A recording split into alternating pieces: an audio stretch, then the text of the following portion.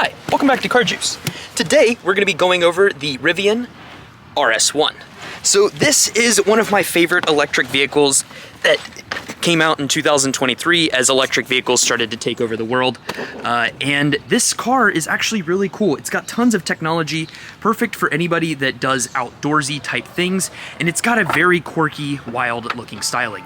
This front LED bar actually will turn on and will change green whenever you plug the vehicle in for charging. The charging port for this car is on the J-style connector, not on the NACS. However, it is planning to switch over 2025, 2026 model year to have the NACS Tesla style charger, but it's so cool how it just flips out like that. There's tons of different gadgets and gizmos and things like that on this vehicle, making it the perfect car if you're somebody who is looking for an electric vehicle, likes going fast, and also really likes to do outdoorsy kind of things. With the 22-inch wheels and air suspension, this thing has plenty of capability regarding going off-road. And it's also extremely fast. This vehicle can go 0 to 60 in 3.1 seconds with its 835 horsepower quad motor electric drivetrain and 935 foot-pounds of torque. It also has tons of different sensors on the vehicle. It's got a camera down here on the side. It also has cameras on the mirrors. And this car, you'd be happy to know, does come with standard adaptive cruise control. I don't know where they hide the sensor for the adaptive cruise in this vehicle, but it is nice to know that if you did want to take this thing on a longer trip, you're not going to be left feeling like you're just stuck back in the Stone Ages. But let's check out some more cool features on this car. Not only does it have 12 cubic feet of trunk space, meaning that this car has more space in its frunk than you do in the entire storage capacity of a Miata. However, you can also lay down these rear seats and have plenty of space for activities in the rear, as well as this power folding tailgate that you can click up or click down so that you can, tailgate out of the back of this thing if you're going camping. And then you've got these convenient buttons that you can actually press to drop the seats. No way to quickly get them back up. So I'm gonna go ahead and put all these seats back up and show you guys what the third row legroom looks like. So once you have the seats already folded down, you just press on this quick button there, and then you can just push the seats back up. And then you do have to then manually raise the third row seats. And then in order to get to the back, whenever you have the front seats already laying down, you have to press up on this lever in order to unlock the seat. Quickly push it up with one hand, and now you have a seat that is kind of outwardly facing. And then you just press this one button here. It will quickly slide this front seat forward and allow you to get into the back of the car. Oh, goodness gracious. Ugh.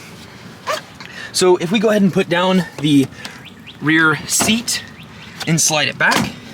So with the seat all the way forward, it's not terrible, but that may change as you adjust the seat accordingly. On the side here, where it's all the way back, I'm 5'8", so I don't have a ton of leg to show, but the third row is not great. No rear adjustment or anything like that. However, you do have your own climate control, which is controlled by the front passengers. Also, no additional charging available in the third row either, which is kind of a bummer. But you do have your own little sunroof, and this is where I mention how nice the fake Alcantara is that pretty much surrounds the entire headliner of this car. It started raining, so I need to get inside. Holy crap! So actually, sorry about that, guys. I was just trying to get out of the rain there. But the back seat legroom is actually pretty darn good as well. So sitting behind the driver's seat, I probably have about 7 inches or so, 6-7 inches of legroom in the rear. And this is actually whenever I really started to fall in love with the Rivian. I always liked these cars, but I didn't understand why. You've got these like cool little carabiner things. So if you have a bunch of stuff you want to store in this back pocket here, it's made out of a nice durable material, so it's not going to get messed up as you pull on it over and over. You can also remove the carabiner if you need a little bit more space, which is nice. And then you also have rear heated seats and rear climate control, which you can deactivate or activate depending on if you have people riding in the back seat from the driver's seat. You also have some handy dandy USB Type-Cs that sit right up in the top here, along with a little hook for you to grab that. And then all of the door handles and grab handles are really nice, high quality. They don't feel like they're gonna fall apart or anything like that whenever you grab them getting in and out of the car, or if you have crazy children, they're not going to be able to break this car very easily. The seats are power in the rear, so you have to move them forward and back for the third row persons if you were deciding to actually use the back seat. But it's not too terribly inconvenient to have to do so. And then the seat controls are also power for the adjustment for leaning them back and moving them forward. Those are manual as well. All right, so now that that's covered, we can take this thing on a drive. And I do want to touch on a couple of cool things from the driver's seat. So the car can immediately be put into drive as soon as you push your foot on the brake pedal. You just press it down into drive, and then the car is always on auto hold mode, unless if you put it into off-road, where the car will then be able to creep. So this car is really designed to be driven with one pedal, but its one pedal driving is actually fairly easy to operate. It's not like it's just trying to grab you and throw you between the gears or anything like that. It is very clean, and the one pedal driving works pretty darn well. The window controls and everything like that sitting in the driver's seat are quite nice. They are tactile, so you can tell where you are pressing them, if it's going to go all the way down or whatnot.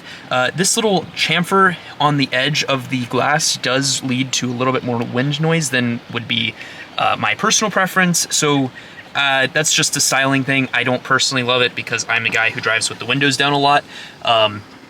And then the dashboard and all of the center console just has tons of space. You've got tons of space on the dashboard. It's somewhat soft touch. You can tell that it's fake leather on the dash, but it doesn't feel terrible. And then also no heads-up display, which is really weird. You've got speakers hidden down through the main dashboard here. And then the climate control doesn't have any events to adjust everything. You actually go into your climate menu here, and then you can just turn it off of auto, and then you actually will just direct where you want the air, and then it will quickly move the corresponding vent to account for where you move your finger. And then you've got heated, ventilated seats, and you have a heated steering wheel, so it ticks off the boxes as far as the creature comforts go. Also inside of the car, you have your own little boom box that doubles as a power bank, so you don't have to remember to bring a speaker with you if you're going out camping. This vehicle's really designed for outdoorsy type folk. And then this center console is also power, so you just press a button on the front and it just pops right open. Inside of there, you have two USB Type-Cs, and this console is super deep. I would say that's probably about a 1.5 foot or so deep, which is really great if you have a bunch of stuff that you're going to be bringing with you. And then also in the back of the car, you have a built-in air compressor that's on the back left of the trunk area, which you can use to refill your tires or anything else that happens while you're out on the trail. The infotainment has plenty of technology, like almost too much, because it's a little bit challenging to reach everything, but it's also extremely simple at the same time. No wireless Apple CarPlay or Android Auto, but there is automotive aftermarket support for that. So it doesn't seem like it's too expensive and you don't have to install anything, but it's a bummer that it doesn't have Apple CarPlay built into it automatically. However, you do have a Wi-Fi hotspot, so if you want to pair your iPad or anything like that to it, you can. It will allow you, whenever you're in your different drive modes, it'll allow you to monitor all of the different specs that are going on with the car. With this one being the large battery pack version, we have a 360 mile total range. Currently, I've got 188 miles on it. And then you can get these as low as around 260 mile range for the base battery pack.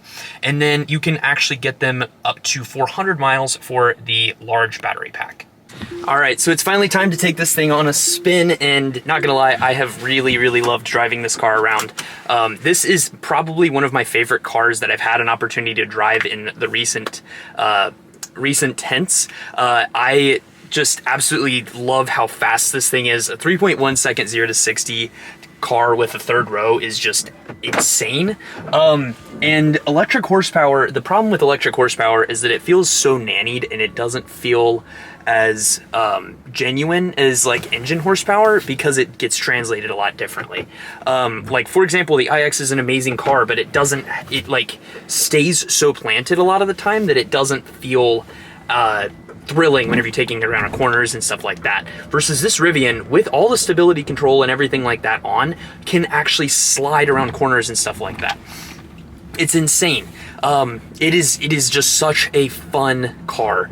It also does a great job as far as showing you the real-time traction of each individual wheel. As you're accelerating through corners, it'll show which tire is putting down the most amount of power, which one is collecting the most amount of regen, and it's just very well orchestrated for not being overly complicated, if that makes sense. Like, it's just cool. The only bad thing that I can say about this car after having driven it for a little bit is that the suspension feels like a little bit noisy whenever you're going over bumps and stuff like that. And then also, now that I'm noticing is in the rain, the car also, you can't see the wipers don't get the entire dashboard whenever you're wiping around, but it's got air suspension, so the ride's soft. It's just a little louder than I would like.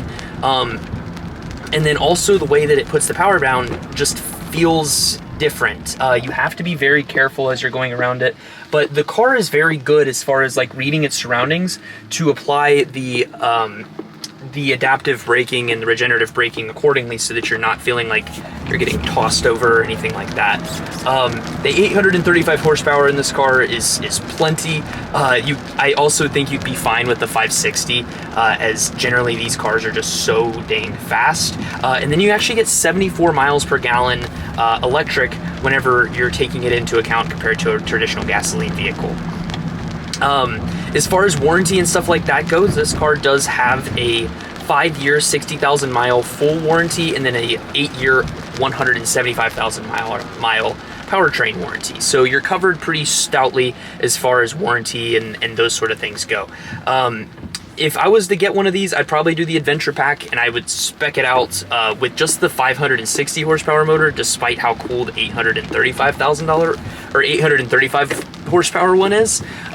It's just all that you'd really need, and anything else over that is just kind of insane and overkill. And you'd get better fuel economy with still having like a lot of power, and you really wouldn't be missing much. As far as driving this thing goes, it drives a little bit smaller than it feels, just I think due to a lot of that power, and then also the adaptive cruise makes it very, very livable. And the cameras are, high resolution. The top-down camera isn't the most convenient as far as backing in and stuff like that goes, but it's definitely not bad. The seat materials are quite nice. I don't think that they're real leather, but you do have this like nice cloth piece in the center. And me being a rock climber, this is like probably now one of my dream vehicles as far as like a do everything kind of car. This car is for sale at my dealership for $84,000, which is a lot of money, but you can't get these things. I think that Rivian, as long as they can remain profitable, should be a pretty stout competitor in the automotive marketplace. It's weird that it is an electric vehicle that is geared towards off-roading, because you've got range limitations and stuff like that, but they have done a lot of cool things that make this car feel really, really worth getting. I want to see Apple CarPlay added, and then I'd love to see this thing get a little bit less expensive. They have added one trim below the Adventure trim called the Descent trim, which is going to be a little bit less expensive. The Adventure starts around $74,000, so maybe the Descent would be in that $65,000 to $68,000 range, making it just a little bit more affordable. But would I personally buy a Rivian? Probably. They're really cool. I just can't wait to see what this company puts out next, and I'd love an opportunity to drive the Rivian R1T, the truck variant of this thing. But thank you guys so much for watching this video. Let me know if there was anything I didn't touch on that you'd like to learn more about, and I'll respond to it in the comments below. If you guys did enjoy the video, please consider subscribing, and I will catch you guys next time. Deuces.